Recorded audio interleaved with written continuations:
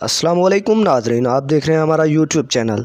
آج ہم آپ کے لیے لائے ہیں ایک اور انٹرسٹنگ خبر۔ جیسا کہ ہر ماں باپ کی ایک خواہش ہوتی ہے کہ وہ اپنی بیٹی اور بیٹے کی دھوم دھام سے شادی کرے، لیکن اس دنیا میں کچھ ایسے والدین بھی ہوتے ہیں جن کو یہ فرض نصیب نہیں ہوتا۔ یہاں پر ہم آپ کو بتاتے چلیں کہ دعا زہرا کے والدین نے ایک اور مقدمہ درج کر لیا ہے۔ انہوں نے کہا ہے کہ اگر ملک کی حالات کے لیے رات کے 12 بجے عدالتیں کھل سکتی ہیں تو میری بیٹی کے لیے عدالتیں 12 بجے کیوں نہیں کھولی گئیں؟ کیا میری بیٹی پاکستانی نہیں تھی؟